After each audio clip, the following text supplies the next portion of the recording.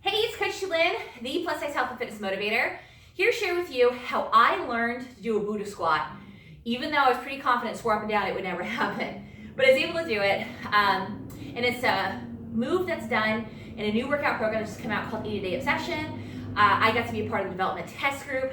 Anyways, tons of reasons why I thought I couldn't do this move, including a massive knee injury, my size, the plus size woman, that my belly apron got in the way. And it's not something I've ever been able to do. If you're familiar with surrenders, there's a video actually here on YouTube that I created where people ask me, how do you modify surrenders? I openly said, I don't freaking do it. Well, let me tell you something.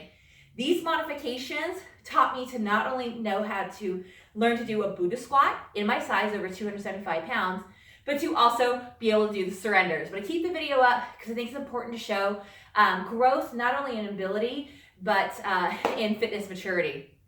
Not the weight on the body, the weight between the ears. Okay, so this is pretty much a Buddha squat. If you're looking for perfect form, watch the cast in autumn. This is a plus size woman going through it. So I'll be speaking very specifically about tummies and stuff. So if you look right here, my tummy is very much in the way on top of my ample legs, okay?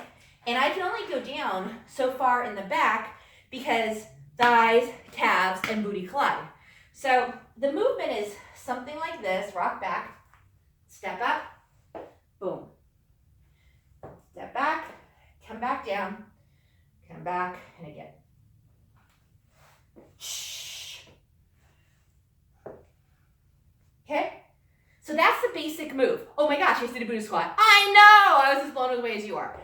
These modifications that I'm going to show you is what I used. Initially, couldn't do them at all. Thought I wouldn't be able to. I practiced with these little modifications to help me get to the point where you can see me doing a Buddha squat. So here we go. So one of the things is, for those of you guys who deal with knee issues, things like that, I did find this little pad. It's really cool. I don't know what it's called, but I do slide on top of it. I think they should have probably put something on top to be able to grab your pants.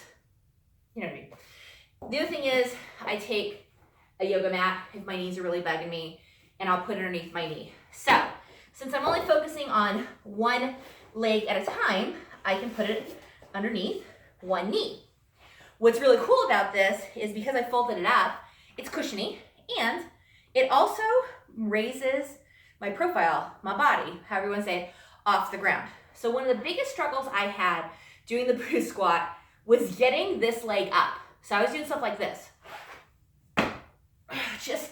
Just trying to I couldn't get around, okay? Then I discovered something. Wait a minute, it's kind of like the evolution of the wheel, okay? It's like, oh, maybe square wouldn't work, maybe round work. So what I discovered was I didn't use the weights, but I did use my arms, and I didn't discover this until later. It was helpful. Having the yoga mat underneath raised me up just a little bit, and it allowed me to, instead of doing this, to come from under more, okay? So like this, okay? So once you're in this position is where the Buddha squat starts. So again, you can see I'm wearing a light colored shirt, so you can see how my tummy gets in my way, right? So when I first started doing it, I would come back, go as far back as I could, and then I would come up, right? Not much happening, but I'm just kind of getting used to this motion.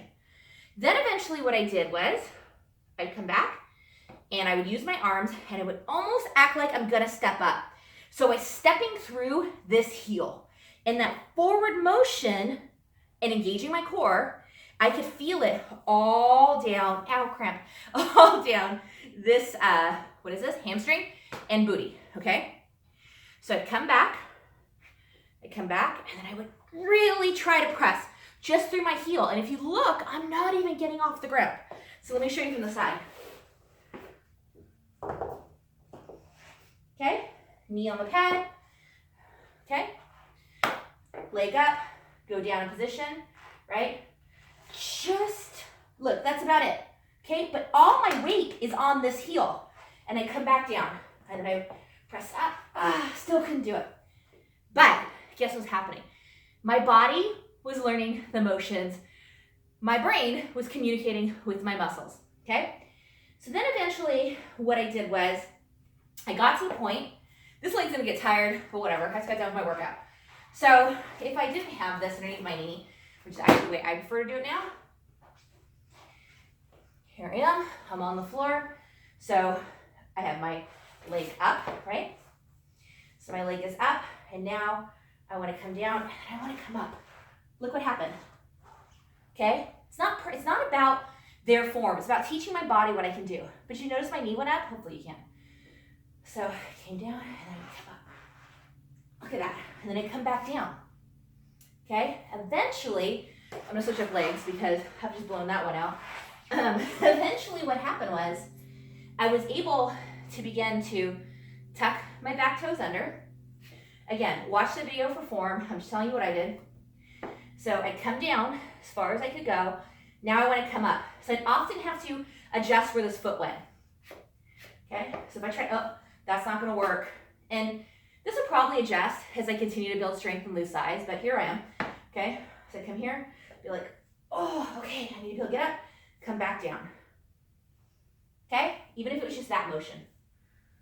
Okay, pressing down through my heel. Notice I just made an adjustment because I found that I wasn't pressing down through my heel enough. Okay? That built up my strength.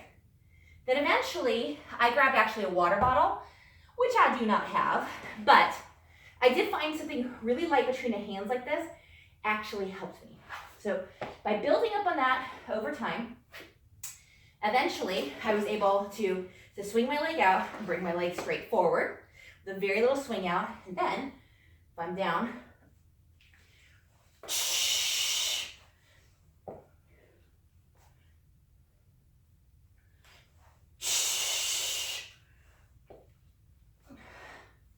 to get to the point that I could do a Buddha squat.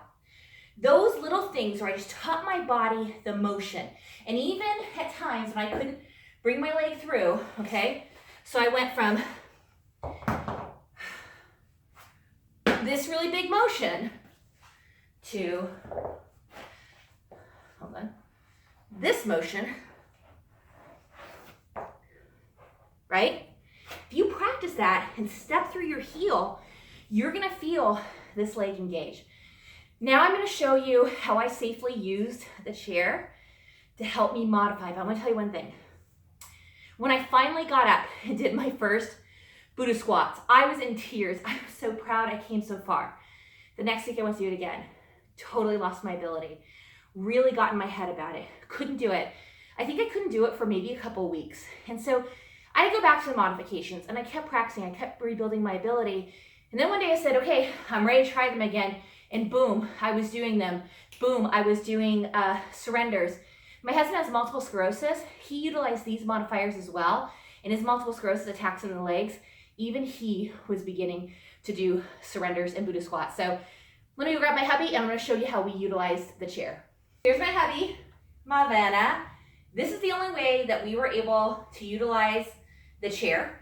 And I would not, because of my weight and everything, there wasn't anything that I found that was sturdy enough, and I certainly wouldn't use a chair by itself, given my limitations. So he crossed his hands over like this. No, wait a minute. How do I do that? Oh, there we go. Oh, you cross your hands. He crosses his hands, I do not, okay? Unfortunately, he's gonna brace himself, but, well, you know, 275 pounds of loveliness, he's gotta do what he's gotta do. So wait, stop pulling me. He's gonna go back, okay? So I'm gonna go back, and then what he did was, you're not gonna pull me all the way up, just as a modifier. Okay, so what he did was, he helped me lift, okay? Let go. Okay, and then eventually I could go a little bit more. Just have that halfway. 1, 2, 3. And then help me come back down. 1, 2, 3. And then eventually, as I got stronger in doing that, this is what I was able to do with his help. Ready? So hold on, don't pull. Now go. 1, 2, 2.